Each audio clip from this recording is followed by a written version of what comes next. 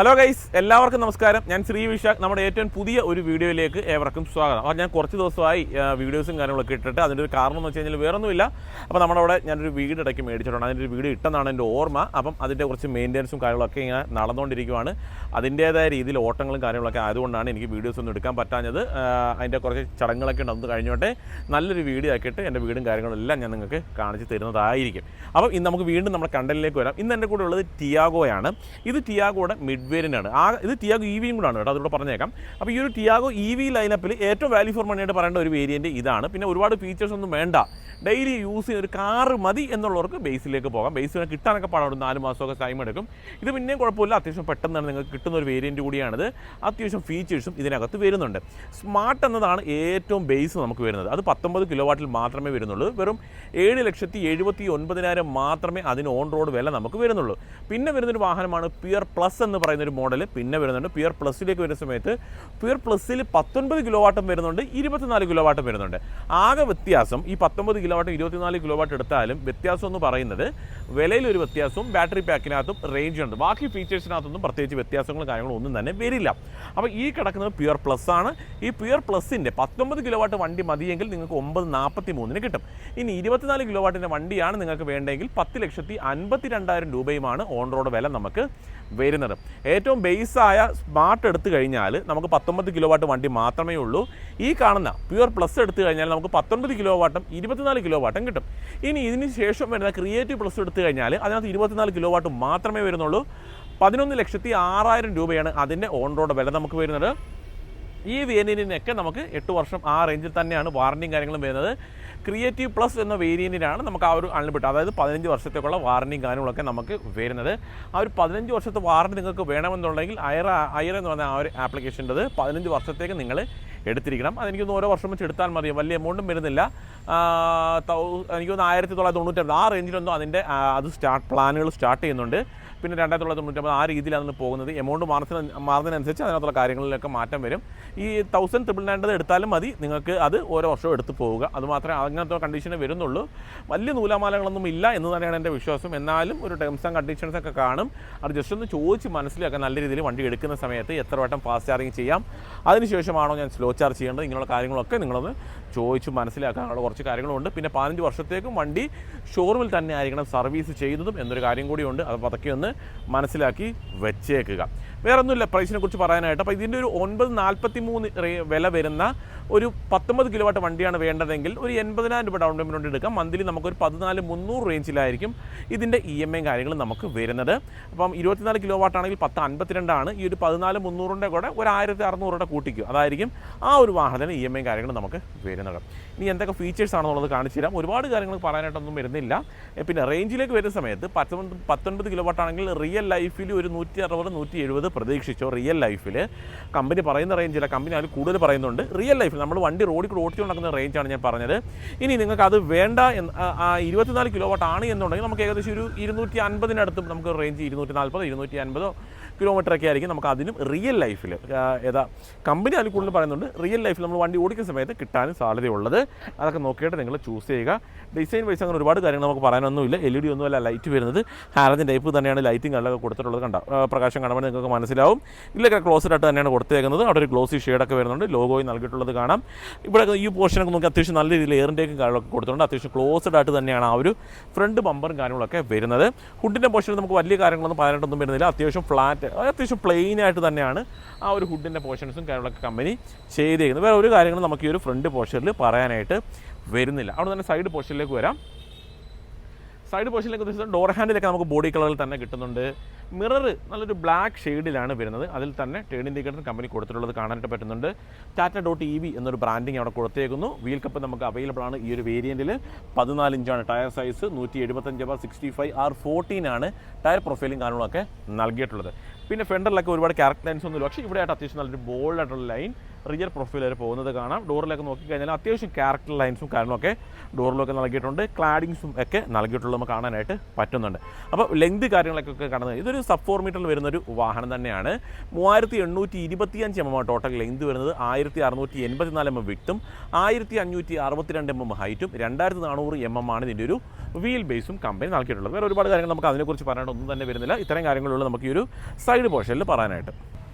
Rear profile നോക്കിക്കഴിഞ്ഞാൽ defogger ലൈനുണ്ട്, അതുപോലെ ഷാർപ്പിന് antenna കൊടുത്തു. ഹൈമാണ്ട് സ്റ്റോപ്പിലാകുമ്പോൾ നമുക്ക് വരുന്നുണ്ട്. LED ടെയിൽ ലാമ്പാണ് വരുന്നത്. കണക്റ്റഡ് പോകുന്ന രീതിയിൽ തന്നെ കൊടുത്തിട്ടുണ്ട്. അത്യാവശ്യം രസമുണ്ട് അതൊക്കെ കാണുന്നതിന് വേണ്ടിയിട്ട്. റിയർ വൈപ്പർ നമുക്ക് ഈ ഒരു വേരിയൻറ്റിൽ കിട്ടുന്നില്ല. Tiago.ev എന്നൊരു ബ്രാൻഡിങ് കൊടുത്തിട്ടുണ്ട്. കൂടാതെ റിവേഴ്സ് ക്യാമറയും നമുക്ക് ഈ ഒരു വേരിയൻറ്റിൽ അവൈലബിൾ ആണ്. ടാറ്റ ലോഗോയും വളരെ മനോഹരമായിട്ട് കൊടുത്തിട്ടുള്ളത് നമുക്ക് കാണാനായിട്ട് പറ്റുന്നുണ്ട്. ഇതാണ് നമ്മുടെ വാഹനത്തിൻ്റെ ബൂട്ട് സ്പേസ് വരുന്നത്. 60/40 സ്പ്ലിറ്റിംഗ് നമുക്ക് കിട്ടില്ല. കൂടാതെ പാർസൽ ട്രേ നമുക്ക് ഈ ഒരു വാഹനത്തിന് നമുക്ക് അവൈലബിൾ അല്ല. ചാർജറും കാര്യങ്ങളൊക്കെ കൊടുത്തിട്ടുള്ളത് കാണാൻ. 3.3 ചാർജറും കാര്യങ്ങളൊക്കെ 3.2 ആ റേഞ്ചിലായിരിക്കും വരുന്നത്.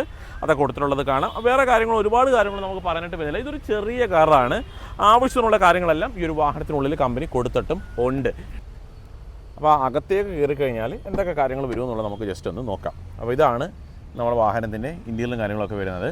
അത്യാവശ്യം നീറ്റായിട്ട് തന്നെ ചെയ്തിട്ടുണ്ട്. ആ ഒരു കളർ തീമും കാര്യങ്ങളൊക്കെ ആണെന്നുണ്ടെങ്കിലും അത്യാവശ്യം ഫീച്ചേഴ്സും കാര്യങ്ങളൊക്കെ നമുക്ക് അവൈലബിൾ ആണ്. എനിക്ക് ഈ ഒരു കളർ തീം എനിക്ക് ഒരുപാട് ഇഷ്ടപ്പെട്ടു. ഈ ഒരു പുതിയ വാഹനത്തിൻ്റെ ഈ ഒരു കളർ തീം. ഇപ്പോൾ സീറ്റ്സിൻ്റെ ഒരു കളർ തീം നോക്കിക്കഴിഞ്ഞാലും അത്യാവശ്യം നല്ല രസത്തിൽ തന്നെയാണ് അവർ ചെയ്തേക്കുന്നത്. ഫ്രണ്ടിൽ അഡ്ജസ്റ്റബിൾ ഹെഡ് റെസ്റ്റ് അല്ല നമുക്ക് കിട്ടുന്നത്. അപ്പോൾ താഴത്തെ മാറ്റം നിങ്ങൾ നോക്കണ്ട. ഞങ്ങളുടെ യാർഡിൽ നിന്നൊരു വണ്ടി എടുത്ത് ഇട്ടതാണ്. അപ്പോൾ ജസ്റ്റ് ഒരു പേപ്പർ എടുത്തിട്ടേ ഉള്ളൂ അവിടെ ചെളിയാവാതിരിക്കാനായിട്ട്. അത്യാവശ്യം മഴയുമുണ്ട്, അതുകൊണ്ടിട്ട് 4 ഡോർ പവർ വിൻഡോ നമുക്ക് ഈ ഒരു മോഡലിൽ അവൈലബിൾ ആണ്. അപ്പോൾ അത്യാവശ്യം നീറ്റായിട്ട് തന്നെ ആ ഒരു സ്വിച്ചസൊക്കെ അവർ പ്ലേസ് ചെയ്തിട്ട് അത്യാവശ്യം പ്രീമിയം ലെവലിൽ തന്നെ കൊടുത്തിട്ടുണ്ട്. ഇലക്ട്രിക്കലി കൺട്രോളിംഗ് ഓപ്ഷൻ ഈ ഒരു വാഹനത്തിൽ നമുക്ക് അവൈലബിൾ ആണ്. ഡോർ പാഡിൻ്റെ കളർ തീമൊക്കെ നോക്കുന്ന സമയത്ത് അത്യാവശ്യം ക്വാളിറ്റിയുള്ള കളർ തീം തന്നെയാണ്. പക്ഷേ അഴുക്കാവുന്ന ഒരു ബുദ്ധിമുട്ട് ഇതിനകത്ത് വരും. ഇപ്പം തന്നെ അതിനകത്ത് ശകലം അഴുക്കുന്നുണ്ട് പറ്റിയിട്ടുണ്ട്. കണ്ടോ, നമ്മളെടുത്തതല്ല. ഇതിപ്പോൾ എനിക്കൊന്ന് ലോഡ് ഇറക്കുന്ന സമയത്തും ഒക്കെ അവരുടെ കയ്യിനൊക്കെ പറ്റുന്ന അഴുക്കായിരിക്കണം. അത്യാവശ്യം അഴുക്കും കാര്യങ്ങളൊക്കെ നമുക്ക് പറ്റിയിട്ടുള്ളത് കാണാനായിട്ട് പറ്റുന്നുണ്ട്. ചെറിയ പാനൽ ഗ്യാപ്പൊക്കെ നമുക്കിവിടെ തോന്നുന്നുണ്ട്. ഒന്നും കുഴപ്പമില്ല. ടാറ്റയാകുമ്പോൾ അങ്ങനെയൊക്കെ സ്വാഭാവികമാണ്. അതൊക്കെ വിട്ടേക്കുക. അല്ലപ്പോൾ നമ്മളെന്ത് പറയുക. അത്യാവശ്യം സ്റ്റോറേജ് സ്പേസും കൊടുത്തിട്ടുള്ളത് കാണാം. സീറ്റ് ഹൈറ്റ് അഡ്ജസ്റ്റ്മെൻറ്റോ കാര്യങ്ങളൊന്നും നമുക്ക് ഈ ഒരു വേരിയൻറ്റിൽ വരുന്നില്ല. സെൻട്രൽ ലോക്കും കാര്യങ്ങളൊക്കെ നമുക്ക് ഈ ഒരു വേരിയൻറ്റിൽ അവൈലബിൾ ആണ്. 2 കീഴിൽ നമുക്ക് സെൻട്രൽ ലോക്കിംഗ് അവർ കൊടുത്തിട്ടുമില്ല. ലെതർ റാപ്പിഡൊന്നും അല്ല ഈ വാഹനത്തിൻ്റെ സ്റ്റിയറിംഗ് വീലും കാര്യങ്ങളൊക്കെ വരുന്നത്. അതൊക്കെ അത്യാവശ്യം പ്രീമിയം ലെവലിൽ തന്നെ അവർ ചെയ്തിട്ടും ഉണ്ട്. അകത്തേക്ക് അങ്ങോട്ട് ഇരിക്കാം. ക്ലസ്റ്ററിലേക്ക് വരുന്ന സമയത്ത് ഫുള്ളി ഡിജിറ്റൽ തന്നെയാണ് ഈ ഒരു വാഹനത്തിൻ്റെ ക്ലസ്റ്ററും കാര്യങ്ങളൊക്കെ വരുന്നത്. ഇനി 26% ചാർജാണ് ഇനിയിപ്പോൾ നമുക്കുള്ളത്. അത് വെച്ചിട്ട് ഒരു 69 കിലോമീറ്ററോളം എന്നാണ് ഇതിനകത്ത് കാണിച്ചേക്കുന്നത്. നേരത്തെ നമ്മൾ എടുത്തപ്പോൾ 75 ആയിരുന്നു. നമ്മൾ കുറേ നേരം കൊണ്ട് ഇത് സ്റ്റാർട്ട് ചെയ്തിട്ടേക്കുവാണ്. സ്റ്റാർട്ട് ചെയ്യുന്നത് വെച്ചാൽ ഇതൊരു ഇലക്ട്രിക് വാഹനമാണല്ലോ, അപ്പോൾ ഓണാക്കി ഇട്ടേക്കാം. അതുതന്നെ ഇലക്ട്രിക് വാഹനത്തെ പ്രോഫിറ്റ് എന്ന് പറയുന്നത്. നമുക്ക് എന്താ പറയുക, ഒന്നും നോക്കേണ്ട ആവശ്യമില്ല. വീട്ടിൽ സോളാർ ഉണ്ടെന്നുണ്ടെങ്കിൽ കുശാല് സുഖമായിട്ട് നമുക്ക് കൊണ്ടു നടക്കാനായിട്ട് പറ്റും. അപ്പോൾ തിരിച്ച് നമുക്ക് വീണ്ടും ഡാഷ്ബോർഡിലേക്ക് തന്നെ വരാം, ഇന്ത്യയിലേക്ക് തന്നെ വരാം. അത്യാവശ്യം ഫീച്ചേഴ്സും കാര്യങ്ങളൊക്കെ നമുക്ക് ഇതിനുള്ളിൽ അവൈലബിൾ ആണ്. ഇൻഫോർമേഷൻ സിസ്റ്റം നൽകിയിട്ടുള്ളത് കാണാനായിട്ട് പറ്റുന്നുണ്ട്. ആൻഡ്രോയിഡ് ട്രാഫിക് ആപ്പ് തുടങ്ങിയ കാര്യങ്ങളൊക്കെ നമുക്ക് അവൈലബിൾ ആണ്. അതിനെക്കുറിച്ച് ഞാൻ ഇനി എടുത്തു പറയേണ്ട ആവശ്യം വരുന്നില്ല. അത് മാത്രമല്ല റിവേഴ്സ് ക്യാമറയും നമുക്ക് ഈ ഒരു മോഡലിൽ കമ്പനി കൊടുത്തിട്ടുണ്ട്. അത്യാവശ്യം നീറ്റായിട്ട് തന്നെയുള്ള ഒരു വ്യൂ നമുക്ക് കണ്ടോ റിവേഴ്സ് ക്യാമറ ഇടുന്ന സമയത്ത് നമുക്ക് കിട്ടുന്നുണ്ട്. അതുകൂടി ഞാൻ എടുത്ത് പറഞ്ഞേക്കാം. ജസ്റ്റ് ഞാനത് കാണിച്ചതേ ഉള്ളൂ. അങ്ങനെയുള്ള കാര്യങ്ങളൊന്നും ഈ ഒരു സെക്കൻഡ് വിയറിന് എടുക്കുന്ന കസ്റ്റമേഴ്സ് എക്സ്ട്രാ ആഡ് ഓൺ ആയിട്ട് ചെയ്യേണ്ട ആവശ്യം വരുന്നില്ല. ഇവിടെയൊക്കെ ആണെങ്കിലും ആ ഒരു ലൈറ്റ് ആയിട്ടുള്ള കളർ തീമാണ് കൊടുത്തേക്കുന്നത്. നല്ല സോഫ്റ്റ് ആയിട്ടുള്ള മെറ്റീരിയലാണ് കൊടുത്തേക്കുന്നത്. പിന്നെ അഴുക്കാവുന്ന ഒരു പ്രശ്നം വരും, അത് ഇല്ലെന്ന് ഞാൻ പറയുന്നില്ല. അതൊക്കെ ഒന്ന് ശ്രദ്ധിച്ച് കൊണ്ട് നടക്കുക. ക്ലീനൊക്കെ ചെയ്ത് ഉപയോഗിക്കുക. ക്ലൈമറ്റ് കൺട്രോളിലേക്ക് വരുന്ന സമയത്ത് ഓട്ടോമാറ്റിക് ക്ലൈമറ്റ് കൺട്രോളാണ് ഈ ഒരു വാഹനത്തിൽ കമ്പനി കൊടുത്തേക്കുന്നത്. ആ ഒരു സ്വിച്ചസൊക്കെ ആണെന്നുണ്ടെങ്കിലും അത്യാവശ്യം നീറ്റായിട്ട് തന്നെ കൊടുത്തിട്ടുണ്ട്. പിന്നെ താഴ്ഭാഗത്ത് അത്യാവശ്യം ഫോണും കാര്യങ്ങളൊക്കെ വെക്കാനുള്ള ഒരു ഓപ്ഷൻ കൂടി കൊടുത്തിട്ടുണ്ട്. ന്യൂട്രൽ, റിവേഴ്സ്, ഡ്രൈവർ സ്പോട്ട് എന്നീ മോഡുകളും നൽകിയിട്ടുള്ളത് കാണാം. ഇതിനകത്തൊന്നും പ്രത്യേകിച്ച് മാറ്റങ്ങളോ കാര്യങ്ങളൊന്നുമില്ല. നേരത്തെ നമ്മൾ കണ്ടിട്ടുള്ള സെയിം തന്നെയാണ്.